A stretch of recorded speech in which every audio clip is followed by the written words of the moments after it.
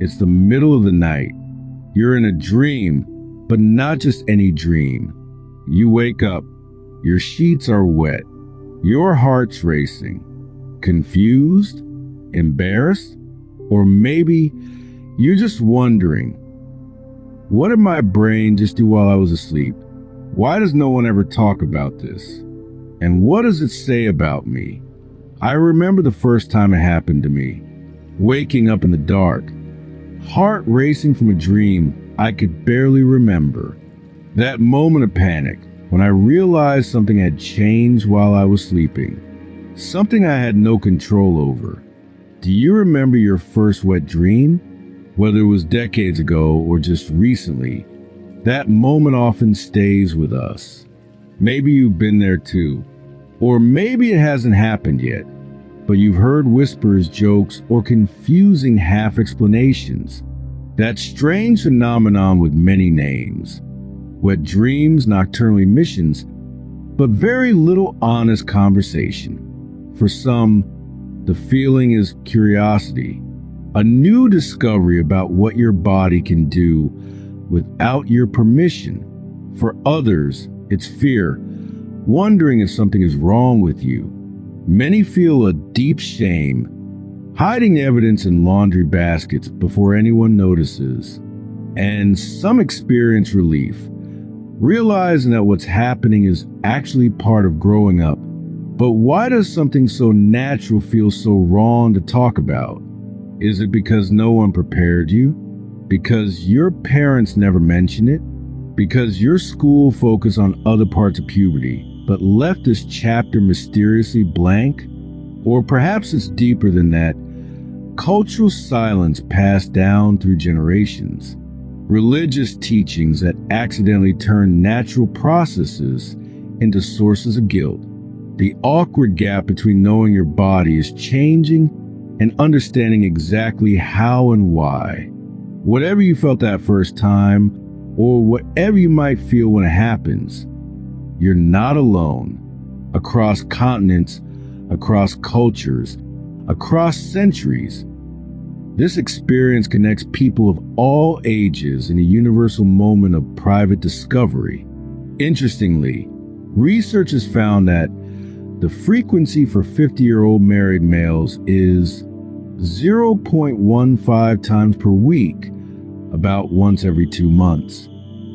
And while less frequently discussed, research on women's experiences shows fascinating variations. Kinsey found only 8% of 20-year-old women reported nocturnal orgasms, while 37% had experienced them by age 45.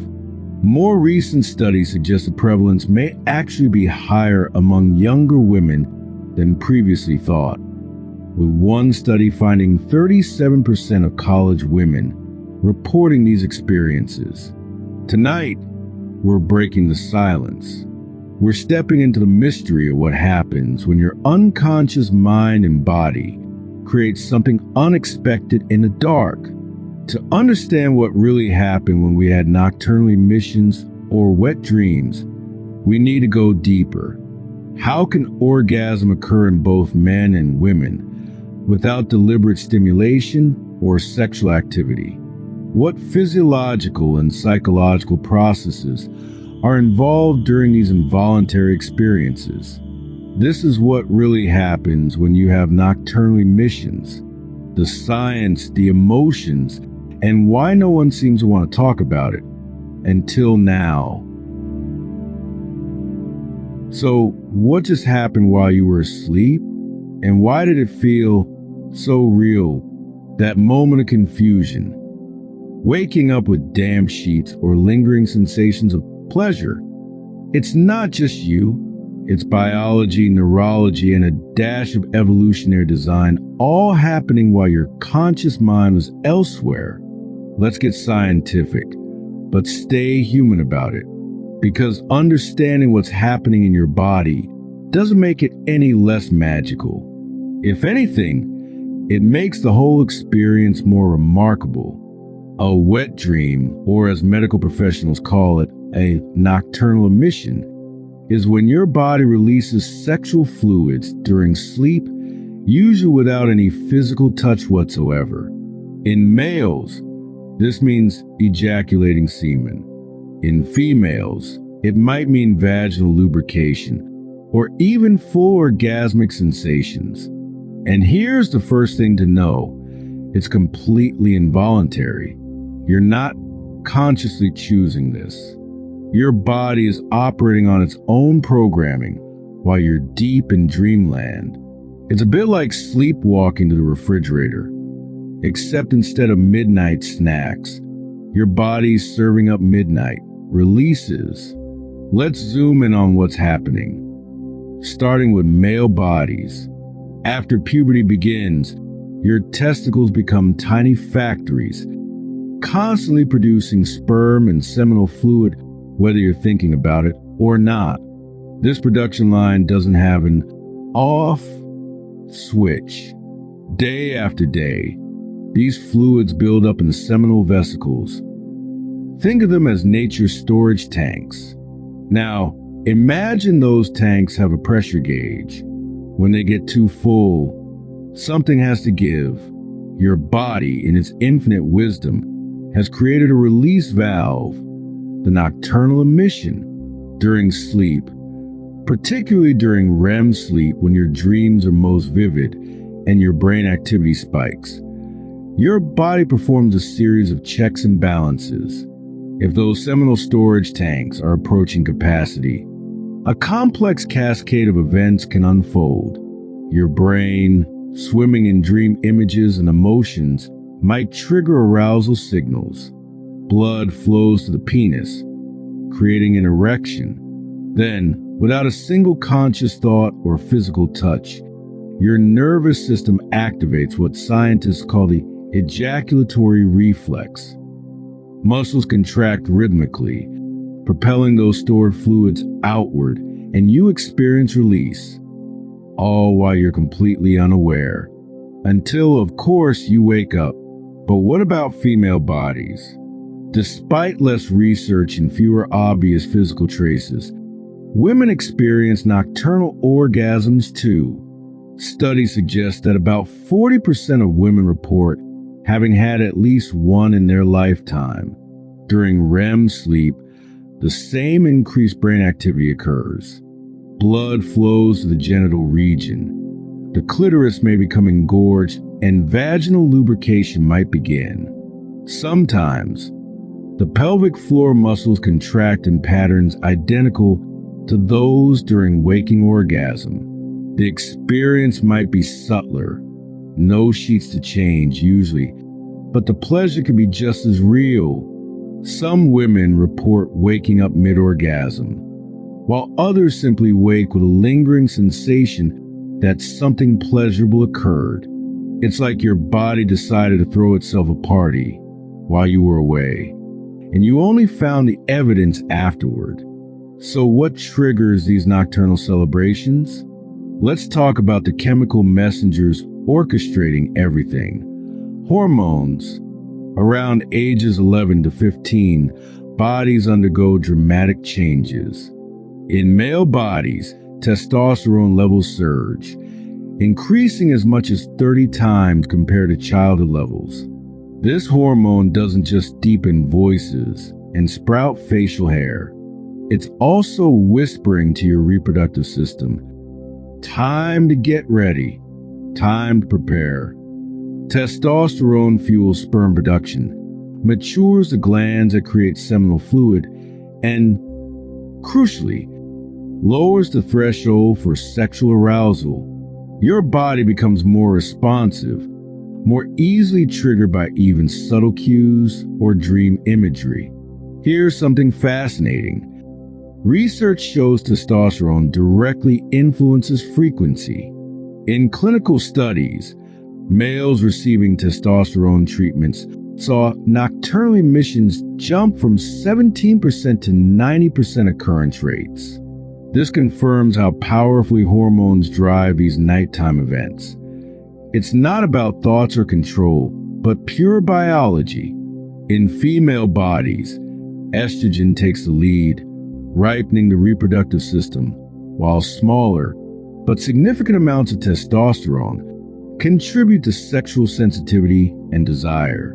These hormones don't just reshape your body, they rewire your brain's responses.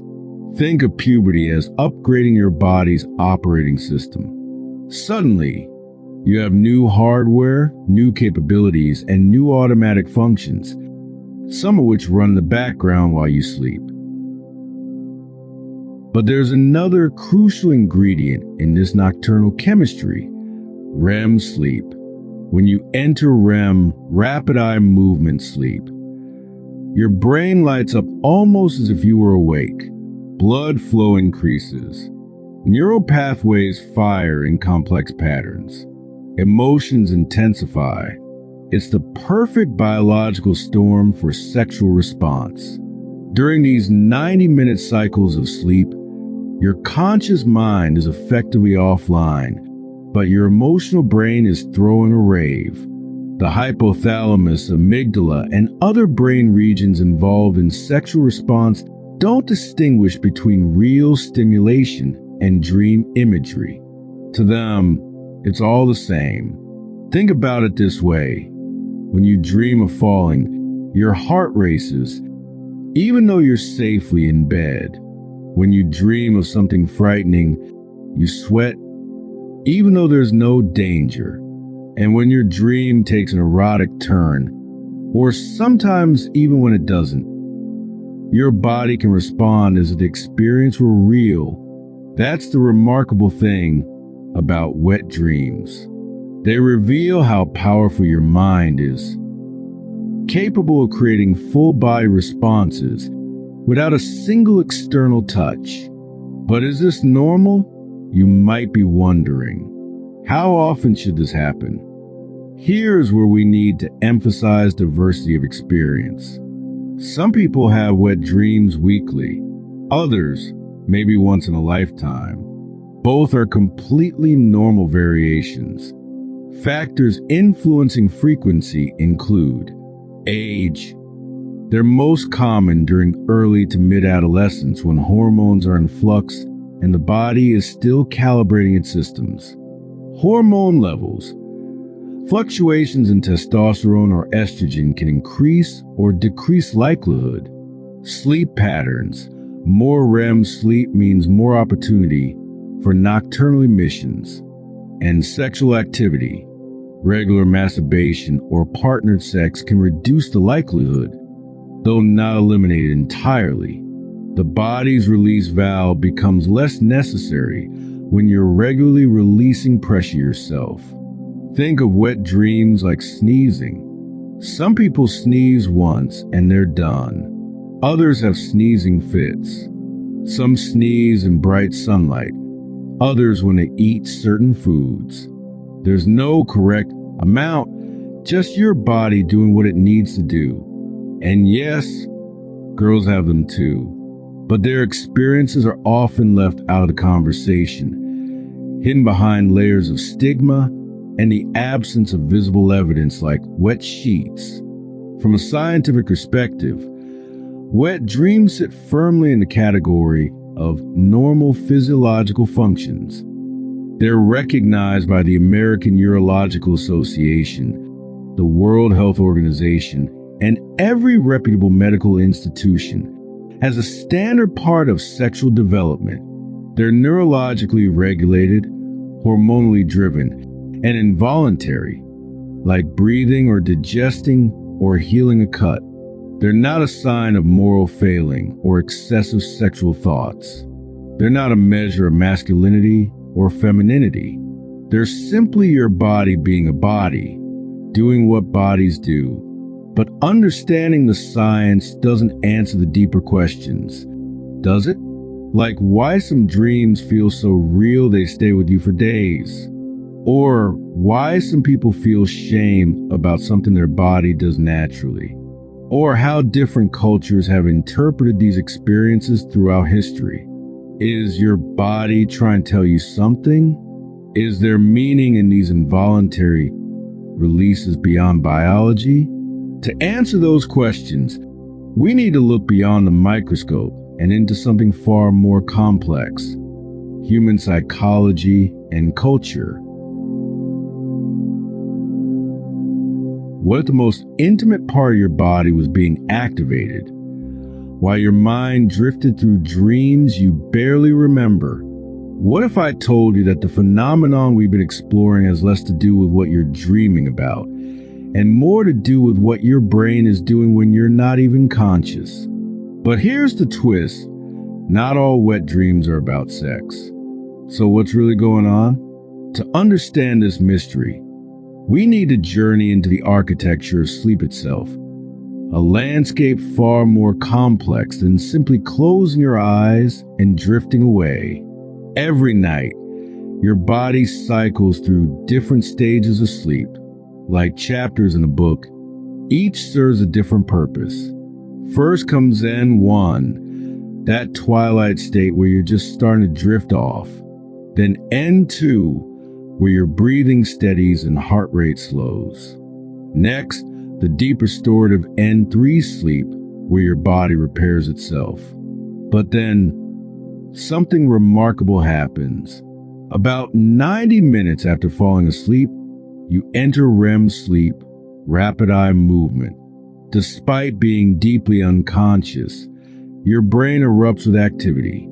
In fact, your brain during REM looks almost identical to your brain when you're wide awake. REM is like your brain's midnight movie theater. Lights on, emotions loud, but logic on mute. It's the stage where dreams become vivid, immersive stories that feel as real as your waking life. And here's where our story gets interesting. During REM sleep, something peculiar happens to your body.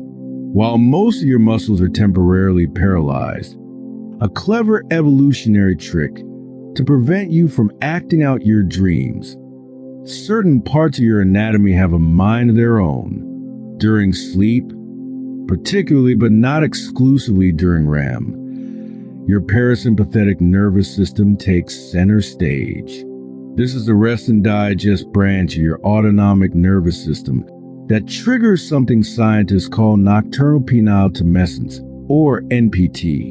In males, spontaneous erections that occur 3 to 6 times throughout the night, lasting up to 40 minutes each.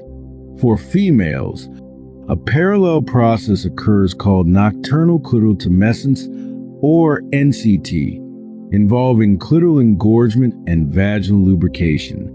While these phenomena predominantly happen during REM, research has documented cases where they occur in other sleep stages too, like one fascinating case study of a 57-year-old woman who experienced spontaneous orgasms shortly after falling asleep, with 96.4% of these events happening during N2 sleep rather than REM. Think about that. Every night, regardless of who you are, what you believe, or how you were raised, your body engages in this natural, rhythmic cycle of arousal completely outside your conscious control. These aren't responses to anything specifically sexual. They're reflexive physiological phenomena, automatic responses tied to your REM cycle, mediated by specific regions in your brainstem and spinal cord. What if I told you that the arousal happening in your body might have nothing to do with what you're dreaming about? This is where our understanding of nocturnal emissions gets fascinating. If dreams aren't always sexual, why does the body still respond as if they are? Because your body's state of arousal during REM and the content of your dreams can operate independently of each other, like parallel stories being written simultaneously, sometimes connecting, sometimes completely separate. To understand this disconnect, we need to meet the key players in your brain during REM sleep. First, your limbic system, the emotional core of your brain, becomes hyperactive. The amygdala, your emotional processing center, and the hippocampus, your memory integrator, light up like a city skyline at night. Meanwhile, your prefrontal cortex, the rational, logical part of your brain that acts as your internal filter and moral compass, goes remarkably quiet. What happens when your emotional brain takes over while your logical brain is asleep? A perfect storm of uninhibited feeling, memory, and sensation, free from constraints of rational thought. It's in this neurological perfect storm that dreams take on their strange, symbolic, emotional quality.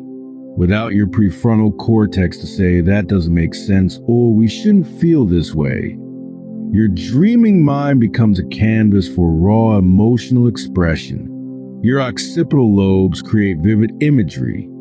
Your temporal lobes weave in sounds and memories, and your limbic system infuses it all with emotional intensity that can rival or exceed your waking experiences. Here's where our understanding of wet dreams gets turned upside down. Research reveals that only about 10 to 15% of dreams reported as sexual actually involve explicit acts. Yet nocturnal emissions still occur, even when dream content is completely non-sexual. You could be dreaming about flying over mountains, running through a marketplace, or being chased by a shadowy figure. Nothing explicitly sexual on the surface, but your brain might interpret that emotional intensity or physical sensation in a way that still triggers a physical release. So your dream doesn't need to be explicit. Your body just needs to be ready. The physical release can be triggered by emotional intensity, by subconscious processing, or simply by the autonomic rhythms of your REM cycle combined with hormonal factors. This explains why many people report being surprised by the content of their dreams when they experience nocturnal emissions.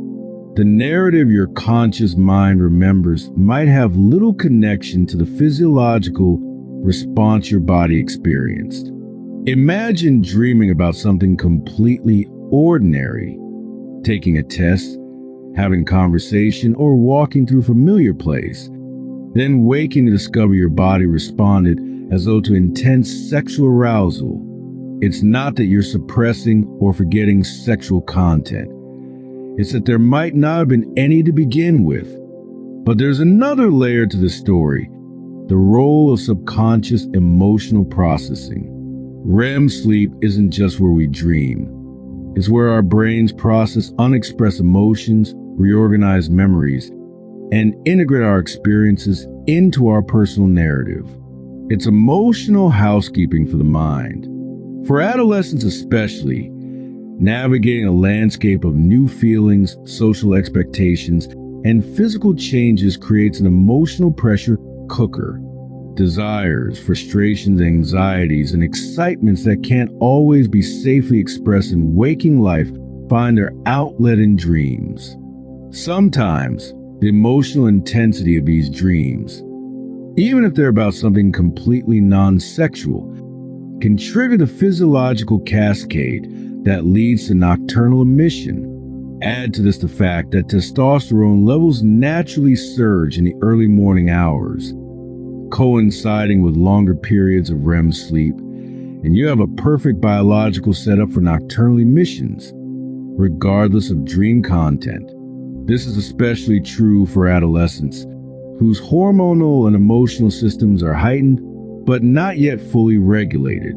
The intensity of feeling, combined with the biological readiness of the body, creates the conditions where nocturnal emissions become not just possible, but likely. Why do our dreams sometimes say things our mouths never do? Why might our bodies respond to dreams that seem, on the surface, to have nothing to do with sexuality? Perhaps it's because emotions don't exist in neat categories. The excitement of flying in a dream activates neural pathways similar to other forms of excitement. The vulnerability of being chased shares circuitry with other vulnerable states. The joy of discovery resonates with other forms of joy. Our emotional brain doesn't always distinguish between different types of intensity. It just experiences the intensity itself. And sometimes that intensity spills over into physical responses. This is the beautiful complexity of being human. Our conscious and unconscious minds, our emotional and physical responses, all dancing together in ways we're still working to understand. So what happens during nocturnal emissions isn't just about sex or explicit fantasy. It's about the intersection of REM sleep, hormonal fluctuations, autonomic nervous system activity, and emotional processing, a natural confluence of biological systems doing exactly what they're designed to do. Understanding the science behind these experiences helps us see them not as something strange or shameful, but as evidence of our bodies and brains functioning exactly as they should. They're part of the mysterious, beautiful choreography of human development, a normal chapter in the story of growing up. So the next time you experience a nocturnal emission or hear someone talk about it, remember, it's not about lack of control or inappropriate thoughts.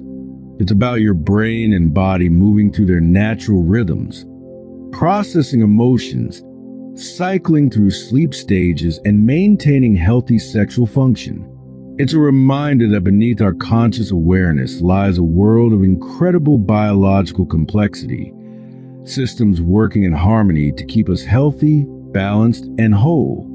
And perhaps most importantly, it's a reminder that we're all experiencing these same human rhythms together, connected by the shared biology that makes us who we are. Sleep well, dream deeply, and remember, your body knows exactly what it's doing, even when you're not awake to notice. Have you ever woken up to an unexpected surprise in your underwear or bed sheets? Sometimes, for me, it's happened, and I'll be honest, I was kind of angry about it. Getting out of bed, cleaning up, it felt annoying. But other times, that damp sensation hit me with a wave of questions. Why does my body do this, even when I'm not thinking about anything sexual?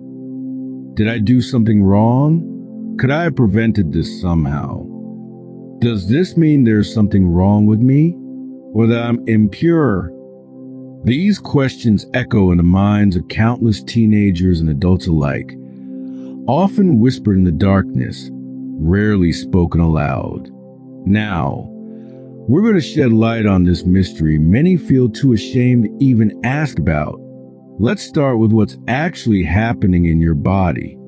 Think of your reproductive system like a sophisticated factory with careful quality control. For people with testes, sperm production is constant, a non-stop assembly line that generates millions of sperm cells daily.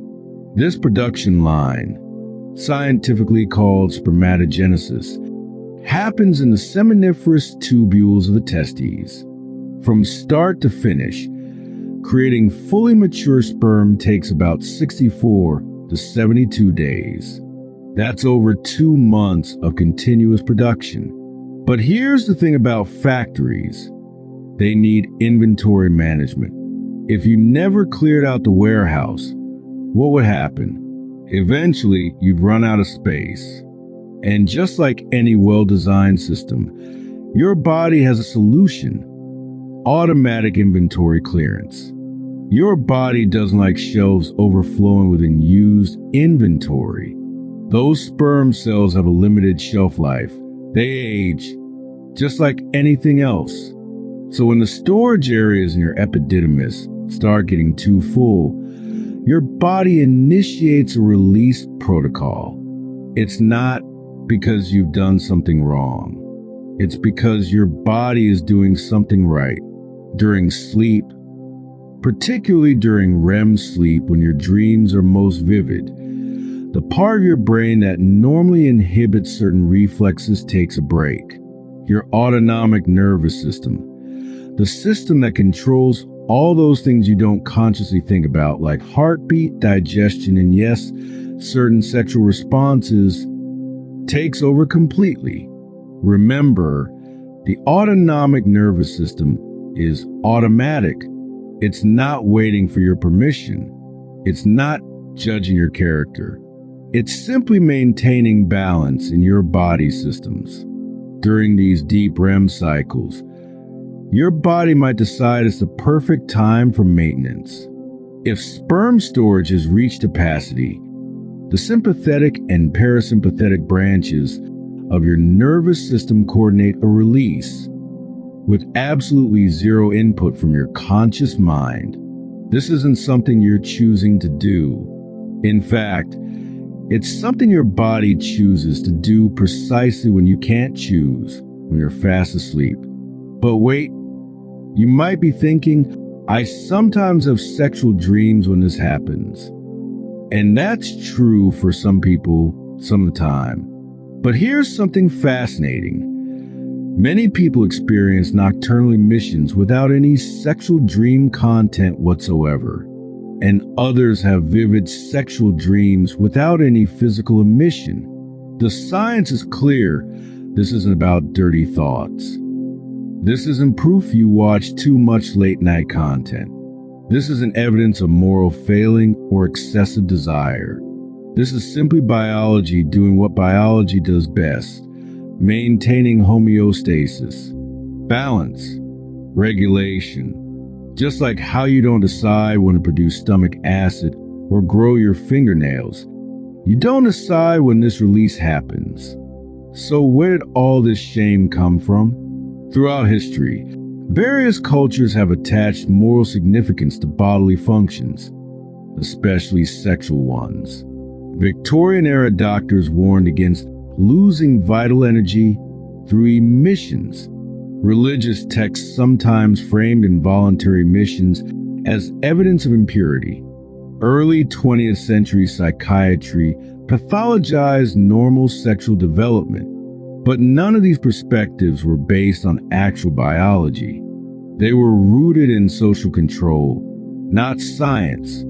Modern research shows nocturnal emissions occur across all populations, regardless of moral background, religious belief, or sexual activity levels. They happen to the sexually active and the celibate alike, to the pious and the secular, to those who think about sex frequently and those who rarely do. Because again, it's not about thought, it's about physiology. Here's something else that might surprise you. The frequency varies enormously from person to person. Some people might experience nocturnal emissions weekly. Others might experience them once a year. Some might never experience them at all. And all of these patterns are completely normal. If you don't have wet dreams, there's nothing wrong with you. If you do have them, even frequently, there's nothing wrong with you either. Your body is following its own unique maintenance schedule, influenced by factors like genetics, hormone levels, stress, sleep quality, and sexual activity. Now, what about people without penises? Do girls and women experience something similar? The answer is yes, though it's been massively underreported, understudied, and surrounded by even deeper silence. During REM sleep, people with female anatomy experience increased blood flow to the genital region. This can result in clitoral engorgement, known scientifically as nocturnal clitoral tumescence, and vaginal lubrication. The female body's equivalent to nocturnal penile tumescence in males. Research dating back to the Kinsey reports in the late 1940s and early 1950s documented that women experience nocturnal orgasms, sometimes with lubrication similar to what happens during arousal while awake.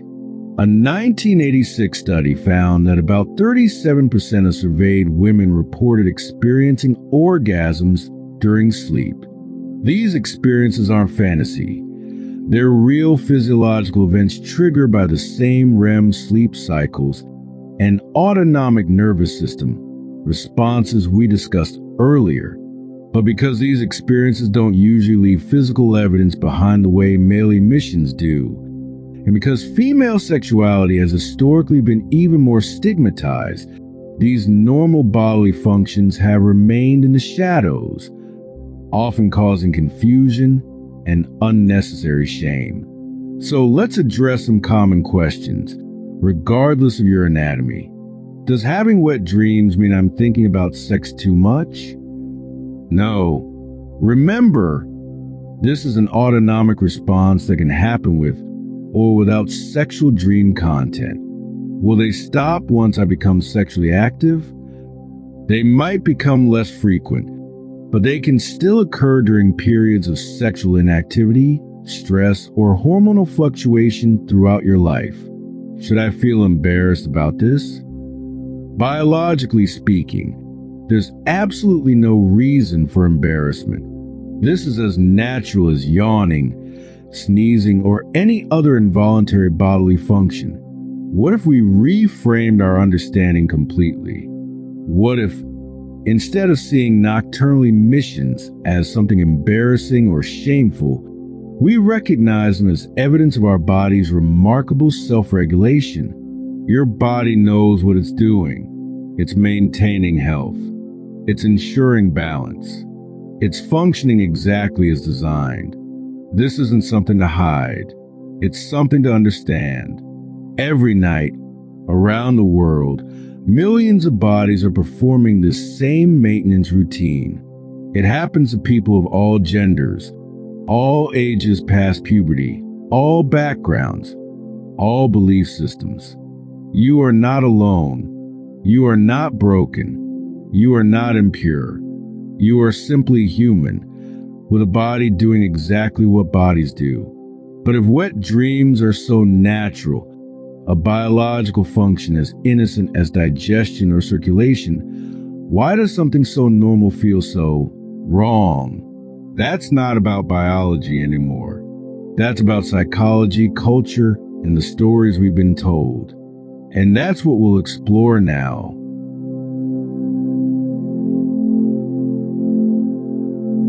Why do I feel guilty for something I didn't even choose? Why does shame follow what my body does naturally in sleep? What if no one ever told you this was normal? What if everything around you suggested it was wrong? The morning after a wet dream often brings more than just damp sheets.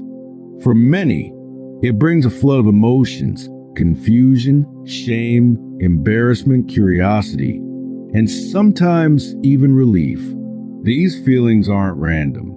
They're inherited, passed down through whispers, silences, and sometimes the loudest messages are the ones never spoken at all. Picture this. You wake up, heart still racing from a dream you can barely remember. There's wetness, evidence of something that happened while your conscious mind was elsewhere. And then it hits. That sinking feeling. That question, what's wrong with me? But here's the truth that rarely gets told. Nothing is wrong with you. What you're feeling isn't your fault. It's been carefully cultivated, planted in your psyche long before you even understood what sexuality meant. In many homes, schools, even places of worship, silence speaks louder than answers. The absence of conversation about nocturnal emissions, wet dreams, creates a vacuum that shame is all too happy to fill. Let's explore that shame. Where does it come from? Why do some teenagers shrug off wet dreams as just another Tuesday, while others spiral into guilt that can last for years? Imagine a 16-year-old boy raised in a household where purity is prized above almost everything else. He's been taught that sexual thoughts should be controlled, that desire itself can be sinful if not properly channeled. Now imagine him waking up to the physical evidence that his unconscious mind wandered into territory his waking self wouldn't dare to tread. The conflict is immediate and intense. He feels he's failed a test he never knew he was taking. He didn't choose to have this dream. He wasn't even conscious. Yet somehow he feels responsible. Or consider a young woman raised with little to no information about her own sexual development. She wakes up from an intense dream, her body still tingling with sensation. But unlike her male counterparts, she may not even have language for what she's experienced. Society rarely acknowledges female wet dreams or nocturnal orgasms. Her confusion is compounded by the profound silence surrounding female sexuality. These emotional reactions aren't irrational, they're inherited. They come from somewhere specific. Our cultural conditioning, our religious teachings, our family dynamics, even the media we consume. They send powerful messages about what's normal, what's acceptable, what's pure, and what's shameful. The guilt that follows a wet dream reveals something profound about human psychology. We often feel responsible for things beyond our control. We internalize rules and expectations so deeply that we judge ourselves even for involuntary biological functions. Think about how different cultures approach this universal experience. In Islamic tradition, a nocturnal emission requires ritual purification, ghusl, which basically means a full body bath, acknowledging the event while providing a path forward. In certain Hindu and traditional Chinese medical frameworks, semen is viewed as vital life energy, ajas or jing, to be preserved. These perspectives can intensify concerns about losing this energy involuntarily.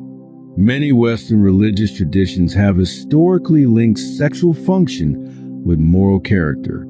The Victorian era particularly cemented associations between sexual restraint and virtue. Even today, these centuries-old values silently shape how many young people interpret their bodies' natural functions. Imagine a teen raised in a deeply religious household, waking up terrified they've sinned in their sleep. Or consider an adolescent who's received no sexual education at all, left to interpret these experiences without context or reassurance. The emotional impact can be profound, not because wet dreams are inherently troubling, but because we build complex webs of meaning around them. This is where psychology offers us valuable insights. The human mind is remarkably adept at creating meaning, especially around experiences charged with emotion and uncertainty. Sigmund Freud, the father of psychoanalysis, had quite a bit to say about dreams. In his groundbreaking work, The Interpretation of Dreams, published in 1900, Freud proposed that dreams are manifestations of our unconscious desires, particularly those we repressed or denied in our waking life. So what does that say about wet dreams? But what if these dreams aren't just leftovers from the day? What if your brain is trying to tell you something more personal? Something you've never dared to say out loud? Think about it this way. In a society that often restricts sexual expression, especially for young people, where else might these natural impulses go except into our dreams? For Freud, wet dreams weren't aberrations or moral failings. They were the mind's way of resolving inner tension. This might explain why the guilt often returns upon waking. The conflict isn't resolved in the daylight. The same social expectations and internalized rules snap back into place, creating that painful disconnect between what your body naturally does and what you've been taught to expect from yourself. But Freud wasn't the only one thinking deeply about what our dreams mean. In fact, one of his most famous students, Carl Jung, believed our dreams were more than just wish fulfillment. He saw them as messages from within. In Jungian terms, wet dreams might symbolize much more than sexual release. They could represent the emergence of sexual identity, the integration of different aspects of yourself, or even archetypal motifs of transformation. Jung believed in something called individuation, the lifelong process of becoming your complete self. During adolescence, This process is particularly intense as you're figuring out who you are, including your sexual identity. Dreams, in Jung's view, help facilitate this journey. It's worth noting that both Freud and Jung, despite their differences, viewed sexual dreams as normal, non-pathological experiences. Neither would suggest that having wet dreams means something is wrong with you. Quite the opposite. They saw them as part of healthy psychological development. One important insight from dream research is that not all nocturnal emissions are linked to explicitly sexual dreams. Some occur during dreams with symbolic content, abstract imagery, or even stressful scenarios. The physical response doesn't always match the dream narrative in straightforward ways. Think about your own dreams. How often are they literal? Dreams operate in metaphor, in symbol, in emotion rather than literal action. A dream about flying might represent freedom. A dream about falling might reflect insecurity. And a dream that triggers arousal might be about connection, intimacy, or breakthrough, not just sex. Research by Arkin and Reitman found there's no consistent correlation between specific dream content and physical arousal. Sometimes it's emotional tone of the dream or certain REM sleep patterns that trigger the physical response, not explicit sexual imagery. This helps explain why people sometimes have wet dreams about scenarios or people they wouldn't consciously choose to be aroused by. The dream isn't a window into your real desires. It's a complex interplay between your unconscious mind, your emotional state, and your body's natural functions. Understanding this can be profoundly liberating.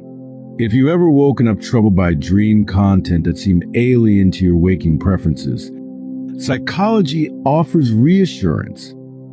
Dreams aren't literal expressions of what you want or who you are, but what happens when the shame persists, when the guilt doesn't fade with understanding. For some, these feelings can evolve into anxiety, obsessive thinking about morality and sexuality, or even avoidance of sexual situations altogether. This is especially challenging for adolescents already navigating complex identity questions. LGBTQ plus teens, for instance, may experience heightened distress if their dreams conflict with expectations they perceive from family or society. The good news is that these psychological burdens can be lightened. Reframing wet dreams as signs of normal development rather than moral failings can transform how they're experienced. Education about the biological mechanisms involved helps demystify the experience. And for persistent distress, therapeutic approaches like cognitive behavioral therapy can help untangle shame from natural bodily functions. What part of us decides what's shameful? And who taught it to think that way? These are profound questions that touch on the very foundation of our identity. The emotions that follow a wet dream, whether guilt, confusion, curiosity, or relief, tell us something about our relationship, not just to our sexuality, but to ourselves. What if your dream wasn't sin, but a signal? What if it wasn't dirty, but deeply human? What if the real problem isn't the dream itself, but the narrative we've been given to interpret it? Imagine growing up in a world where wet dreams were discussed openly, without embarrassment or moral judgment, where they were framed as normal developmental milestones, like voice changes or growth spurts. How different might your emotional response be? Of course, not all guilt comes from within. Sometimes, it's what the world teaches us to believe. The messages we receive from family, religion, culture, and media shape our internal landscape in powerful ways. In the end, understanding the psychology behind our reactions to wet dreams isn't just about alleviating unnecessary shame. It's about reclaiming our relationship to our bodies, our development, and our humanity itself. It's about recognizing that what happens in the privacy of sleep is part of what makes us human, complex, embodied, and worthy of compassion rather than judgment. In our next segment, we'll explore how different cultures and religions around the world have interpreted this universal experience, and how those frameworks continue to shape our understanding today. Why does something your body does while you sleep feel like a moral decision in one culture? It's seen as a rite of passage. In another, a spiritual impurity requiring cleansing. In yet another, a depletion of life force. So which is it? The exact same biological event occurs across humanity, regardless of borders or beliefs. Yet the meaning we assign to it and the emotional weight we carry couldn't be more different. Now, we explore how our understanding of nocturnal emissions is shaped not just by science, but by the stories we inherit. Across the world traditions, we find recurring themes: control versus surrender, purity versus pollution, vitality versus depletion. The frameworks may differ, but the human need to make meaning remains constant. What happens when ancient religious texts meet modern biology? Imagine a 14-year-old boy in Jakarta. He wakes before dawn, realizes what happened during his sleep. But unlike his secular peers, his first thought isn't embarrassment. It's about his prayer schedule. In Islamic tradition, nocturnal emissions place one in a state of janaba, a temporary state of ritual impurity. This isn't a moral failing, but a physical condition that requires ghusl or full-body purification before engaging in acts of worship like prayer. Even maintaining cleanliness and hygiene is a fundamental aspect of the Islamic faith. In this context, the wet dream becomes not a source of shame, but a quiet, natural moment followed by a practice of cleansing, an intimate connection between body, faith, and personal discipline.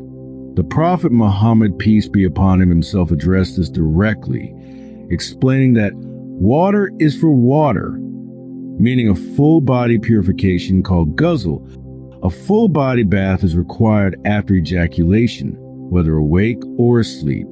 But critically, he emphasized, there is no sin in what occurs during sleep. Across Muslim communities, adolescents often struggle with the silence around these experiences. A father might notice his son was late for far prayer and ask if everything was all right. The boy, too embarrassed to explain why he needed extra time for ghusl, keeps quiet. It wasn't that he'd done anything wrong. He simply didn't know how to talk about it. In more conservative Muslim communities, this silence creates confusion. Young people understand the technical requirements, but may still internalize shame without proper context. Today, progressive Muslim educators emphasize that the Prophet normalized these experiences. They teach that ritual purity is about respect for worship, not about moral judgment. The distinction matters deeply for a young person's self-image. The history of Christianity reveals a complicated relationship with sexuality, including involuntary emissions. St. Augustine, whose thinking profoundly shaped Christian doctrine, spoke of concupiscence, the involuntary stirring of desire, which he considered a consequence of humanity's fallen nature. For centuries afterward, even bodily functions outside conscious control were framed within a narrative of moral struggle. For generations of young Catholics, the confessional became a place to process shame about their bodies. A nervous teenager might whisper, "Bless me, Father, for I have sinned." It's been 2 weeks since my last confession, before reluctantly admitting to having an impure dream. Though priests often explained that involuntary emissions weren't sinful, the cultural messaging frequently suggested otherwise. Today's Christian landscape is diverse. While some conservative denominations still frame sexuality primarily through purity culture, many progressive churches emphasize grace and understanding of human biology. Many young Christians today find themselves caught in a profound contradiction. Their youth pastor might tell them that God designed their bodies, including these natural functions, yet the messages absorbed from church culture often still trigger guilt. They find themselves caught between biology and belief, struggling to reconcile what science tells them is normal with what religious culture implies is problematic. In many Hindu traditions, particularly those emphasizing spiritual discipline, semen is understood as far more than a biological fluid. It represents ajas, vital essence connected to spiritual energy, physical strength, and mental clarity. In yogic and Ayurvedic understanding, this essence is carefully cultivated and preserved. For young practitioners of Hindu spiritual disciplines, the challenge often centers on reconciliation. Their guru might teach that brahmacharya, spiritual discipline through celibacy, builds inner power. When they experience emissions during sleep, they worry about losing progress on their spiritual path. Despite knowing they weren't conscious during the experience, the question remains: how do they reconcile this involuntary physical event with their spiritual practice? However, Hindu perspectives are remarkably diverse. Tantra traditions, particularly within Shaivism and Shaktism, approach sexuality as sacred energy to be channeled rather than suppressed. Regional folk practices across India often accept nocturnal emissions neutrally, or even as markers of sexual maturation. For many secular or progressive Hindus today, these traditional frameworks coexist with modern medical understanding. The challenge becomes integrating biological reality with cultural heritage in ways that promote both spiritual and psychological well-being. In Judaism, certain ritual purity laws surrounding nocturnal emissions bear resemblance to Islamic ghusl. Leviticus 15 verse 16 states, "When a man has an emission of semen, he shall bathe his whole body in water and remain unclean until evening."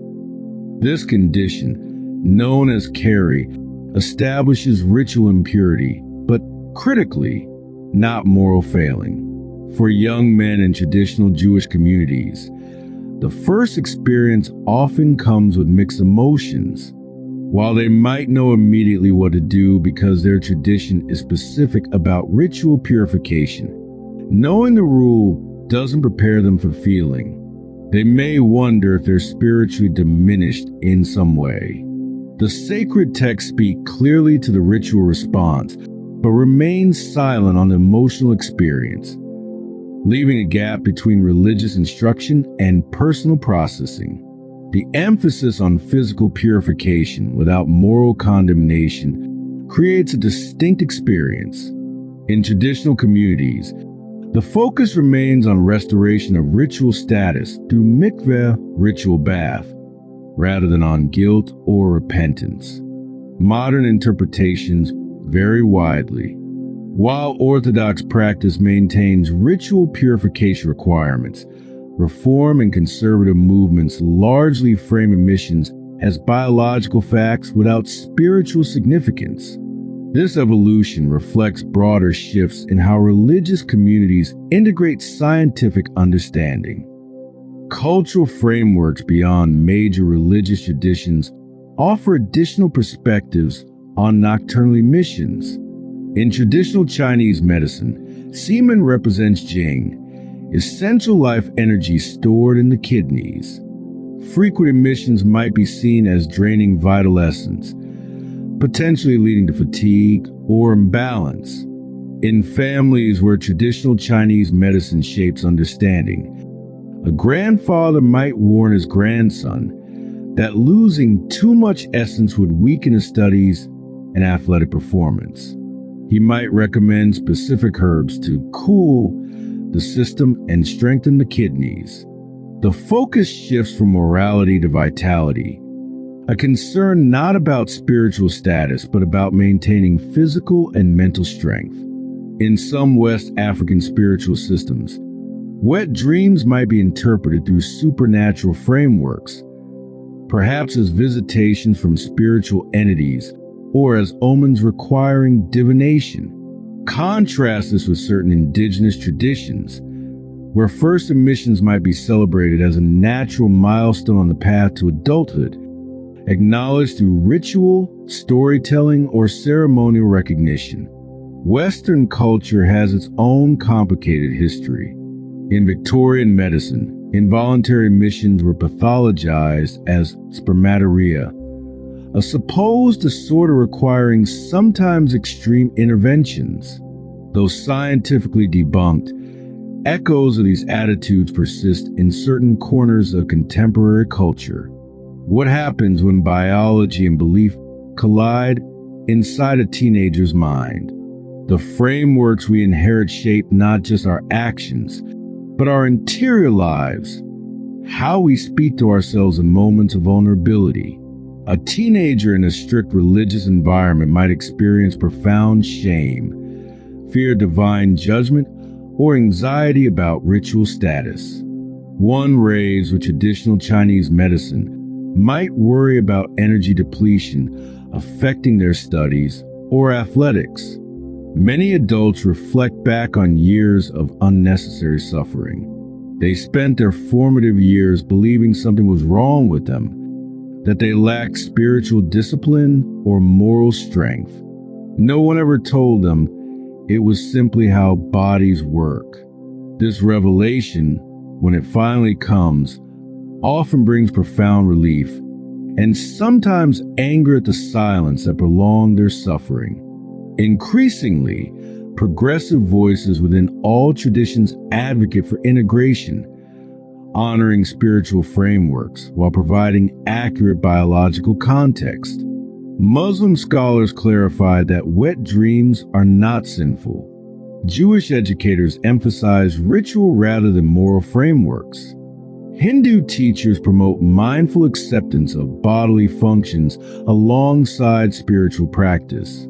These conversations, when they happen, create space for both religious identity and personal well-being to flourish.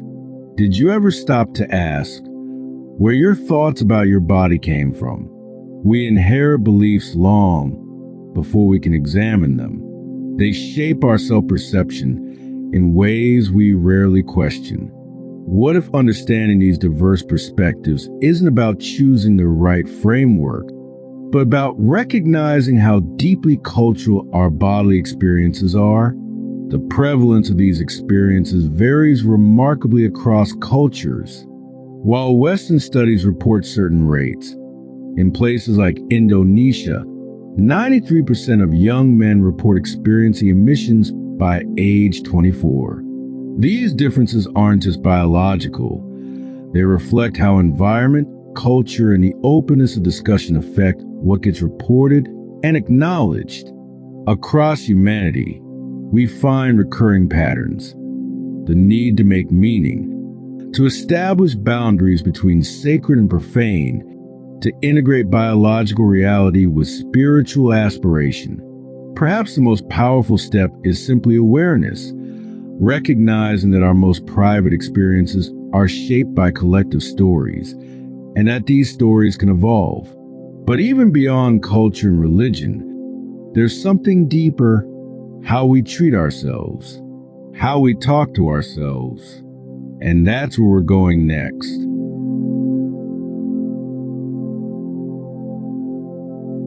Wait, what?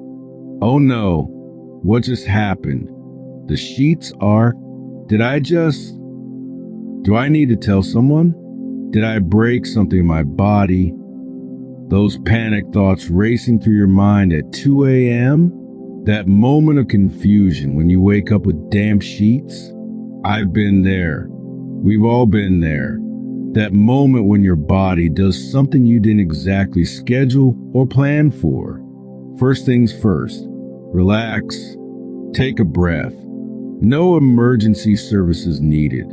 No broken body parts. No one sending the shame police to your room. What you're experiencing is as natural as yawning, as normal as growing taller, as expected as your voice changing or getting your period. It's just your body doing what bodies do as they mature.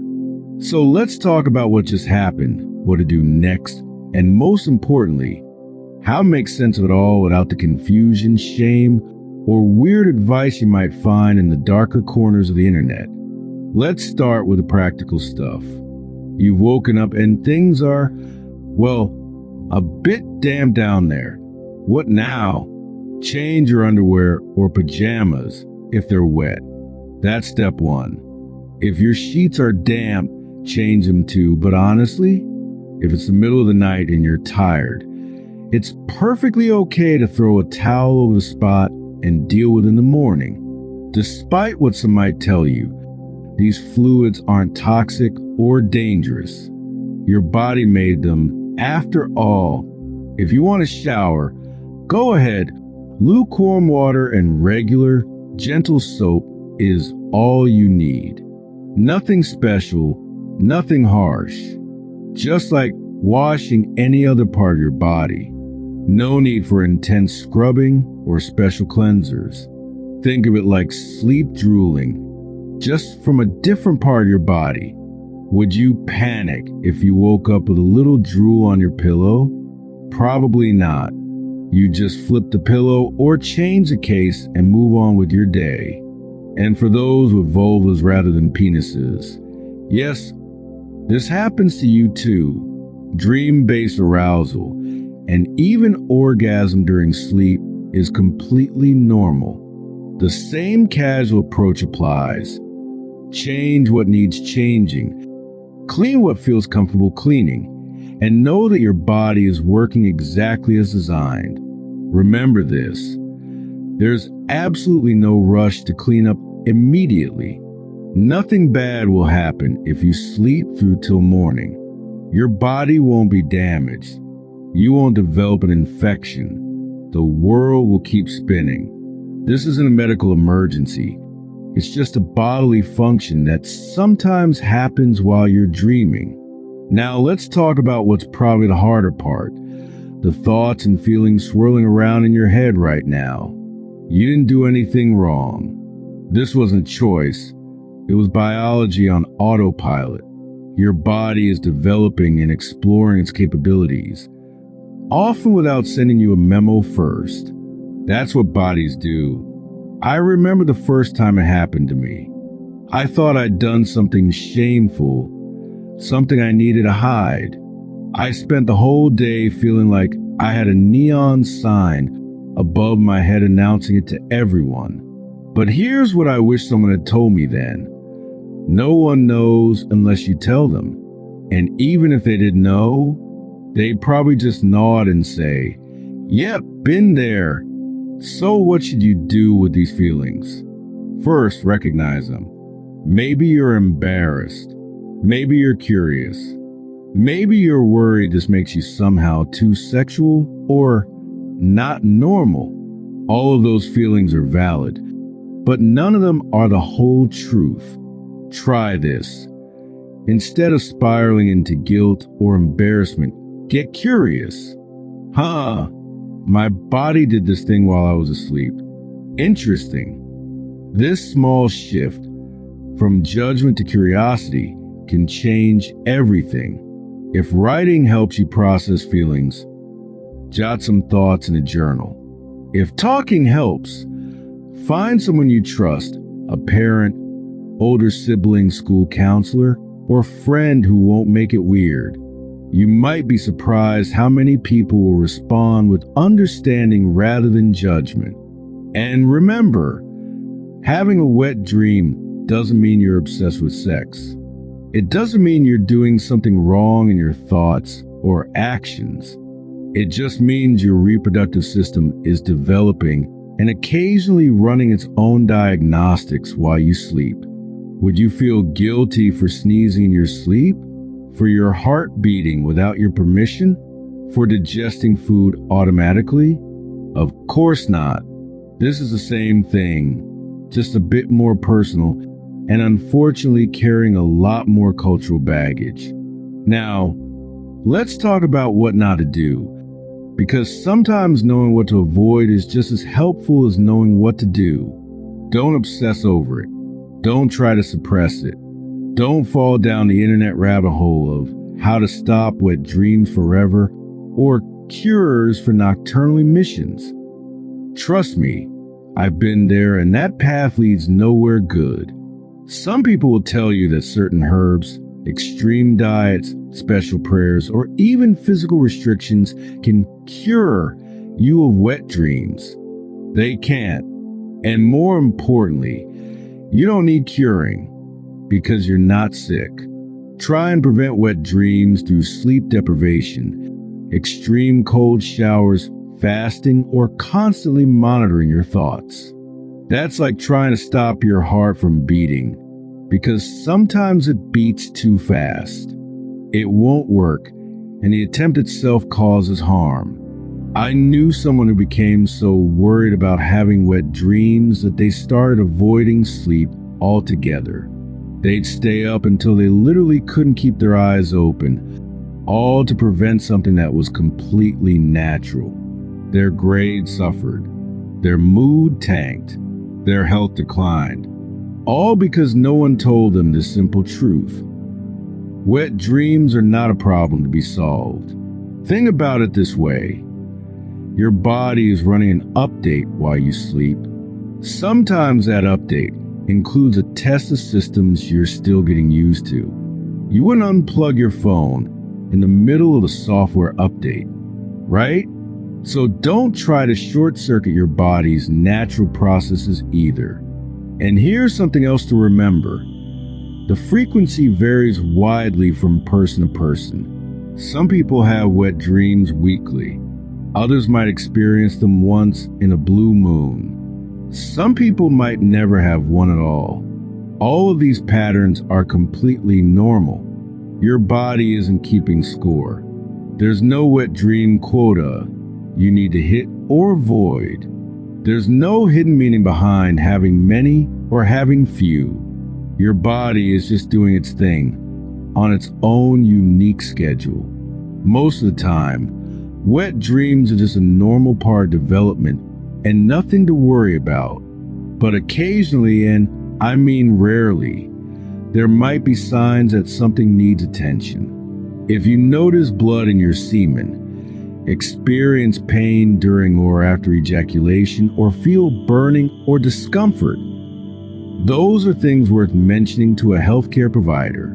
Not because wet dreams themselves are dangerous, but because these specific symptoms might indicate something else going on. Now, don't panic. These symptoms are uncommon, and even when they do occur, they often have simple explanations and treatments. But they're worth checking out, just like you'd check out a persistent cough or an unusual rash. The other thing to watch for is your emotional response. If you find yourself experiencing extreme guilt, shame, or anxiety to the point where it's disrupting your sleep or daily life, that's something to take seriously too. I had a friend who became so consumed with guilt about wet dreams that they developed rituals to prevent them. Excessive prayer, avoiding certain foods, constant checking their underwear. This wasn't healthy. And eventually, they talked to a counselor who helped them develop a more balanced perspective. If you find yourself obsessing, avoiding sleep, or feeling deeply ashamed, please talk to someone. A parent, a school counselor, a therapist, a trusted adult. These feelings aren't a reflection of something wrong with you. They're often a result of messages we absorb from culture, religion, or misinformation, and they can be addressed with the right support. But remember, for the vast majority of people, wet dreams are simply a normal bodily function, requiring no intervention, no treatment, and certainly no shame. For those very few individuals who might be experiencing truly disruptive symptoms, like wet dreams that cause severe insomnia, extreme anxiety, or significant daily dysfunction, it's worth knowing that medical support does exist. Some healthcare providers might discuss options like clonazepam therapy, which can help regulate sleep-related responses in extreme cases. But I want to be crystal clear. These treatments aren't for normal frequency variations. Whether you have wet dreams often or rarely, they're specifically for situations where your life and well-being are being seriously impacted. It's like how we don't give cough medicine for normal breathing, only for problematic coughs that disrupt health. If you're just experiencing the normal, occasional wet dream, your best treatment is simply understanding and acceptance. For the vast majority of us, that's all we'll ever need. It's important to note that wet dreams aren't just a guy thing. People with vulvas experience them too, though they're often less discussed. The physical experience might be different, perhaps waking up after an orgasm in a dream or noticing increased vaginal lubrication. But the emotional experience can be very similar. And for those whose gender identity doesn't align with their biological sex, wet dreams might trigger complicated feelings. If your body does something that doesn't feel aligned with who you are, that can be distressing. Those feelings are valid and worth talking about with someone who understands and affirms your identity. No matter your gender or anatomy, the same principles apply. What's happening is normal, natural, and not a reflection of your character, morality, or worth. For parents listening, if your child comes to you about this, remember how vulnerable that makes them. Your response in that moment can shape how they view their body for years to come. A simple, "That's a normal part growing up," can make all the difference. And for the siblings of someone going through this, maybe you found this video while trying to understand what your brother or sister is experiencing. If so, high five for being such a supportive family member. Sometimes the best thing you can do is just normalize without drawing attention. A casual, "Yeah, that happened to everyone," can be incredibly reassuring. When I look back on my own journey through puberty and adolescence, I wish I could tell my younger self one thing. Your body isn't your enemy. All these changes, these surprising moments, these new experiences, they're not happening to embarrass you or test you. They're just part of the incredible process of your body growing and developing. You're growing. Your body's changing. Wet dreams aren't a problem to fix. They're just part of your upgrade package. Sometimes confusing, occasionally awkward, but ultimately just one small piece of the amazing transformation your body is undergoing. So change those sheets if you need to. Take that shower if you want to. But most importantly, be kind to yourself. This journey of growing up comes with enough challenges without adding unnecessary shame or worry to the mix. Still unsure if all of this is normal? You're not alone.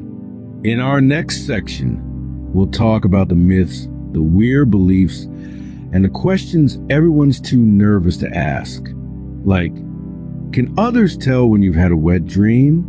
Do wet dreams mean you're thinking about sex too much?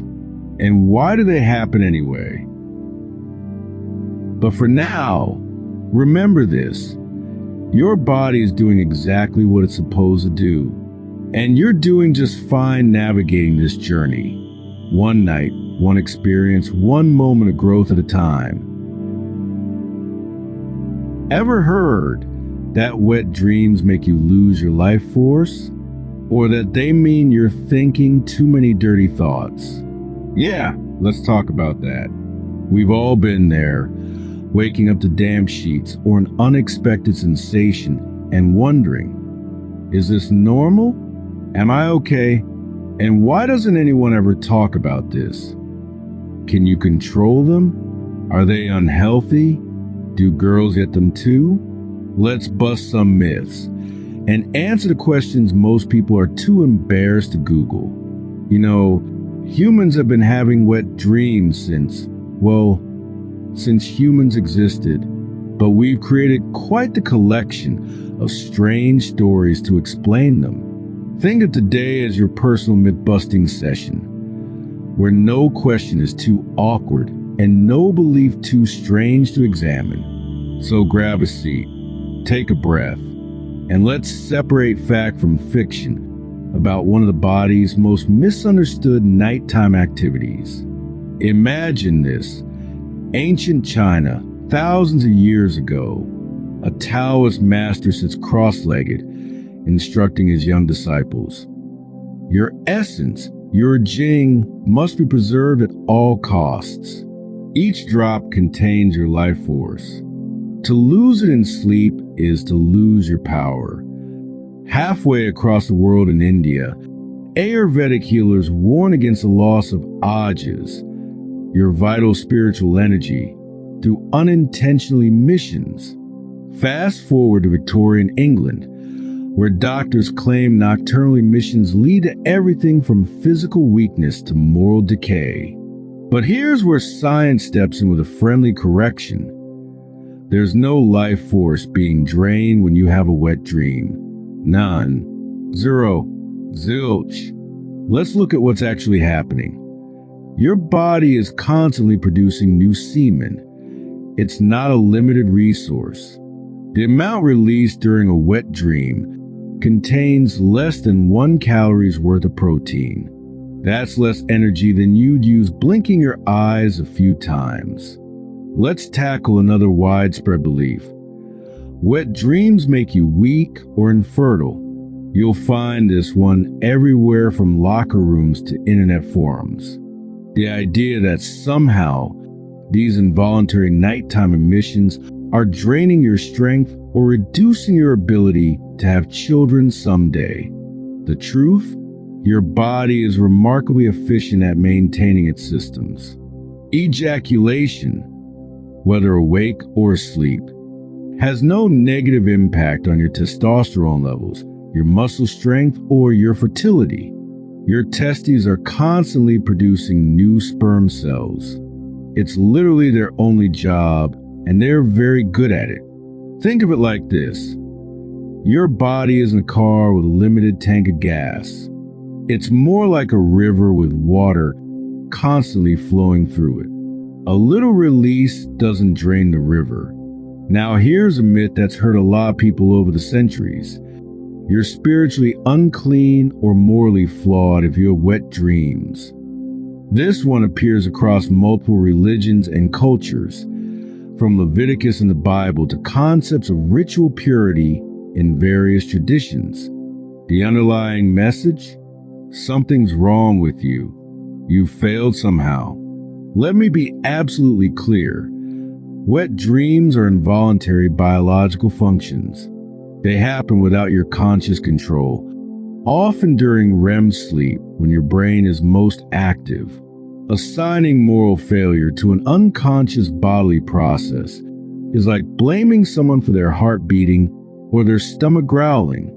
Imagine feeling guilty every time you sneezed. That's essentially what we're talking about here. Only boys have wet dreams.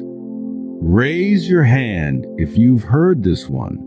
For centuries, we focus exclusively on male experiences, leaving half the population wondering if their nighttime arousal was somehow abnormal or non-existent. The scientific reality? All genders experience sexual arousal during sleep. For people with vulvas, this might involve vaginal lubrication, clitoral responses, or even orgasm. all while completely asleep. It's just less visible and far less discussed. Studies using sleep monitoring equipment have confirmed that genital arousal during REM sleep is common across genders. The difference isn't in whether it happens. It's in how noticeable the evidence is the next morning. Here's a modern one. Having wet dreams means you watch too much porn or have an overactive imagination. This belief popped up alongside internet accessibility and has been especially powerful in communities promoting abstinence. It suggests that your dreams are somehow your fault, a result of what you've chosen to see or think about. But here's what's fascinating about wet dreams. Many people report having them without any sexual dream content at all. You might be dreaming about taking a math test or walking through a grocery store when the physical response happens. That's because wet dreams are primarily governed by your REM sleep cycle, hormonal activity, and natural ejaculation reflexes, not the content of your thoughts. While what you see during the day might influence your dreams, the physiological response isn't dependent on it. Wet dreams stop when you become sexually active. This one actually sounds logical on the surface. If you're regularly having sex or masturbating, surely your body doesn't need to release during sleep, right? While frequency might decrease with regular sexual activity, many sexually active people still experience nocturnal emissions. That's because wet dreams aren't solely about release. They're connected to your REM sleep cycles, hormone fluctuations, and yes, sometimes dream content. Your body doesn't operate on a simple quota system. It's much more complex and individualized than that. Now, let's venture into some truly fascinating territory. Beliefs that might sound strange to some ears, but have shaped how entire communities understand these experiences. In parts of West Africa and the Caribbean, some traditional belief systems interpret wet dreams as encounters with spirit spouses, supernatural beings who form relationships with humans during sleep. In Middle Eastern folklore, jinn, supernatural creatures, might be blamed for nocturnal arousal. These interpretations aren't just superstitions. They're part of complex cosmologies that explain many aspects of human experience through spiritual frameworks. While science doesn't support the existence of spirit spouses or jinn causing wet dreams, understanding these beliefs helps us see how different cultures make sense of universal human experiences. Every explanation, whether scientific or spiritual, is an attempt to make the mysterious understandable, to bring order to the chaos of being human. In some New Age and modern spiritual circles, wet dreams take on yet another meaning: astral sex or psychic energy exchange. These interpretations suggest that during sleep, your energy body travels and may interact with others on spiritual planes. While fascinating as cultural beliefs, there's no scientific evidence supporting the concept of astral ejaculation or energy depletion through dreams. What we do know is that these experiences originate from neurological and hormonal processes during sleep, particularly during REM cycles when blood flow to the genitals increases naturally. Now let's tackle those burning questions you might have typed into a search engine and then quickly deleted from your history. Can I stop myself from having wet dreams? The short answer? Not really. Remember, wet dreams are involuntary. They happen while you're unconscious. It's like asking if you can stop your heart from beating while you sleep. Your body is running its own systems without consulting your conscious mind. Some people find that certain practices like stress reduction, meditation, or changing sleep positions might reduce frequency, but there's no on-off switch for this natural process. Is there anything scientifically sound I can do to reduce how often they happen? Some people report that regular masturbation or sexual activity decreases the frequency of wet dreams. Maintaining consistent sleep patterns and reducing stress might help too. But here's the important part. Reducing wet dreams isn't medically necessary. There's nothing unhealthy about having them, regardless of frequency. Is it bad if I've never had a wet dream? Absolutely not. Many people, especially those with vulvas or certain neurodivergent individuals, never experience noticeable emissions during sleep. Others might have them very rarely. The range of normal is incredibly wide. Not having wet dreams doesn't mean there's anything wrong with your hormones, your development, or your sexuality. It's just another variation of human experience. Can I control what I dream about?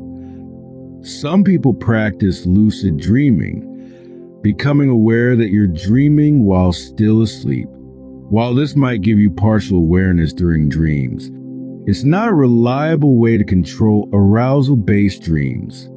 Dream content is largely unconscious and symbolic, operating on its own fascinating but unpredictable logic. Are wet dreams bad for my health? No. Full stop. They are a normal bodily function with no harmful health consequences. In fact, for people with penises, regular ejaculation, whether through wet dreams, masturbation, or sex, is associated with prostate health. Do they deplete testosterone or protein? I've seen this concern on fitness forums and bodybuilding sites. The answer is no. Ejaculation does not significantly affect testosterone levels or cause meaningful protein loss. The amount of protein in semen is tiny. We're talking fractions of a gram. Your morning smoothie has exponentially more protein than what's released during a wet dream. Is it abnormal to have them multiple times a week? Not at all, especially during adolescence when hormone levels are high and fluctuating. Everyone's frequency is different, and there's a wide range of normal. If wet dreams are disrupting your sleep or cause anxiety, that's worth discussing with a healthcare provider. But not because the frequency itself is problematic. Can girls have wet dreams? Yes, absolutely. Though they might not leave visible evidence on sheets. People with vulvas can experience genital arousal, lubrication, or even orgasm during sleep. These experiences are often underreported due to social stigma and lack of education about female sexuality. The physical response might include vaginal lubrication, clitoral engorgement, and even uterine contractions, all without conscious awareness. Does having a wet dream about a certain gender or scenario mean something about my sexuality? Dream content doesn't define your sexual orientation. Many people have erotic dreams involving varied genders, scenarios, or activities that don't reflect their waking desires or identity. Dreams operate on their own strange logic, mixing memories, anxieties, random thoughts, and yes, sometimes desires, but in unpredictable ways that don't necessarily map to your waking self. Does feeling guilty afterward mean I did something wrong? Not at all. Guilt around wet dreams is culturally learned, not innate. From both medical and psychological perspectives, you've done nothing wrong. These feelings often stem from messages we've internalized from family, religious traditions, or cultural norms, not from any actual wrongdoing. Think about it. Would you feel guilty about digesting food while you sleep? About your heart beating? About growing taller during adolescence? These are all processes your body handles automatically, just like nocturnal emissions. So if these myths aren't true, If wet dreams don't drain your life force, signal moral failure, or reflect some profound truth about your character, what is true? Perhaps the truth is both simpler and kinder than what we've been told. Wet dreams are a natural bodily function, one of many ways your complex neurological and reproductive systems interact during sleep. They're neither good nor bad. They just are. Like so many aspects of human sexuality, they've been wrapped in layers of meaning, shame, and misinformation that have nothing to do with the actual experience and everything to do with how uncomfortable we are talking about our bodies. Did anyone ever tell you something about wet dreams that made you feel weird, scared, or shamed? If so, I hope today's conversation has offered some relief, some clarity, some permission to see this aspect of growing up as normal, natural, and nothing to fear. Having a wet dream doesn't mean you're broken. It means you're human. It doesn't mean you're thinking bad thoughts. It means your body is functioning as designed. It doesn't mean you're losing control. It means your autonomous nervous system is doing exactly what it's supposed to do while you rest. In our final chapter, we'll bring everything together: science, self-acceptance, and growing up without shame. We'll explore how understanding and respecting our bodies, including their most mysterious functions, can help us navigate the complex journey to adulthood with confidence and ease. Because ultimately, that's what this is all about. Not just learning facts, but learning to live comfortably in the bodies we call home. Remember that first night? That moment of confusion, waking up with damp sheets, heart racing, wondering, what just happened to me? The quiet panic as you stripped the bed, hoping no one would notice. The questions you couldn't bring yourself to ask.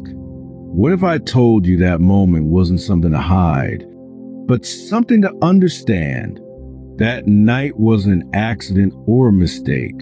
It was a milestone, one of many on your journey through adolescence. Just like the first time your voice cracked mid-sentence. Just like that unexpected growth spurt that left your pants too short. Just like the acne that appeared overnight, or the mood swings that seem to come from nowhere.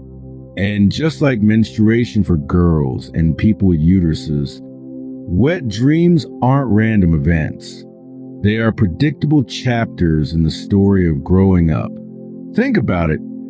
Your body is writing 1 billion lines of new code during puberty. Your brain is rewiring. Your hormones are having conversations they've never had before. Everything is changing, not just your height or the shape of your face, but the very chemistry that makes you you. When you had that first wet dream, it meant your body was working. It meant your brain and hormones were in conversation. It meant you were developing, exactly as you should. Sometime between 9 and 14 years old, bodies with testes begin producing more testosterone. This hormone doesn't just deepen your voice or help grow facial hair. It kickstarts sperm production and activates sexual reflexes you didn't even know you had. During REM sleep, that deep dream state when your mind is most active, your body relaxes, blood flows to your genitals, and sometimes ejaculation happens. The scientific term is nocturnal emission, but most people just call them wet dreams. And here's something many people don't know. This isn't just about bodies with penises. Girls and people with clitorises experience similar processes during sleep. Blood flows to the genital area. The clitoris may become engorged, and sometimes orgasms happen during dreams. The difference? There's usually no visible wetness afterward, making these experiences less noticeable or discussed. Whether these experiences happen often, rarely, or never at all for you, it's all within the spectrum of normal. Some people have wet dreams frequently during puberty. Others might have just one or two, and some never experience them at all, just as some teens start puberty earlier and others later. There's wide biological variance in how our bodies express these changes. But we need to talk about more than just biology, because wet dreams aren't just about physical changes. They're about emotional and psychological growth too. Remember how it felt?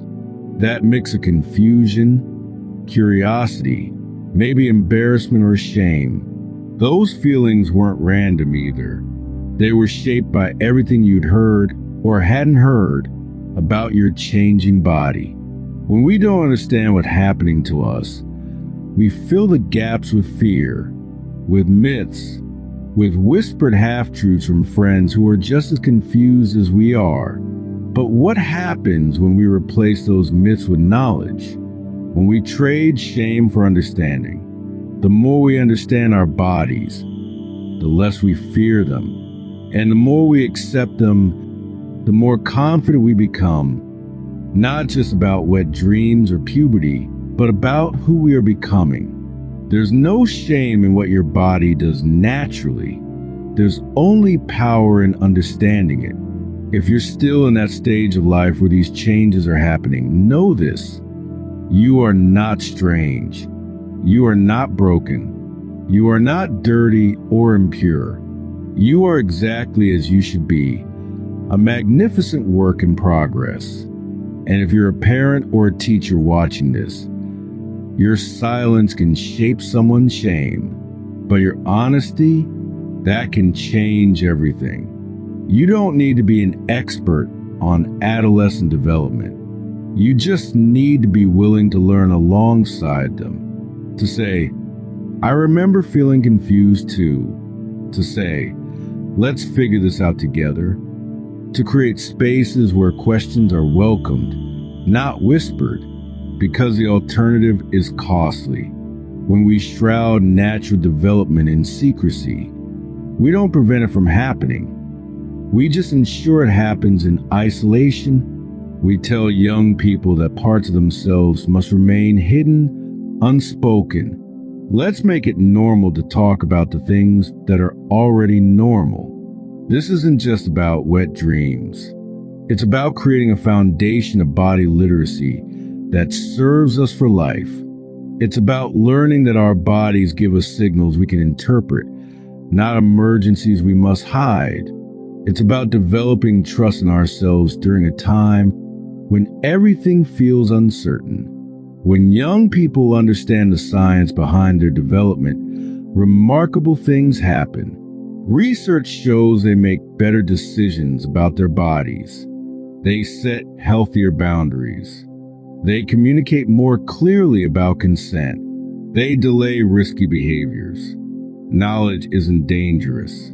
Ignorance is. I want you to imagine something with me. Imagine a world where that first wet dream isn't met with panic, but with understanding, where adolescents of all genders have the vocabulary to name what's happening to them, where parents find ways to say, "This happened to me too," or "I'm learning about this alongside you." Imagine classrooms where comprehensive sexuality education includes these topics, not as footnotes or jokes, but as essential knowledge for growing humans. Imagine media that portrays puberty not just as awkward comedy, but as profound transformation worthy of respect. We can build that world. It starts with conversations like this one. What started as a whisper in the dark is now something we can talk about in the light. Those confusing feelings you had back then, they've led you to seek understanding now. That curiosity that made you search for answers, it's the same curiosity that drives human progress.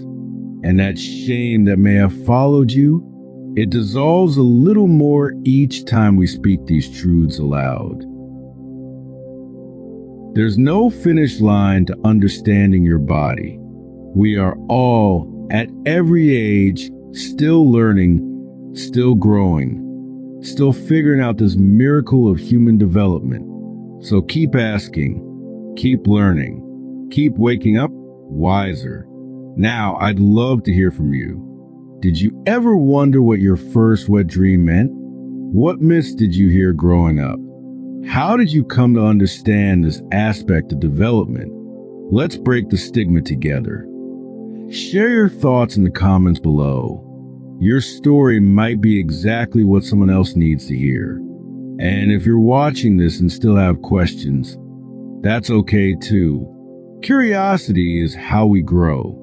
Check out the resources in the description. Talk to trusted adults in your life, or connect with healthcare providers who can offer personalized guidance. This conversation doesn't end when this video does. It continues in classrooms and bedrooms, in doctors' offices and dinner tables, in comment sections and quiet moments of self-reflection. Your body is nothing to be ashamed of. It's something to understand and celebrate. One milestone, one conversation, one realization at a time.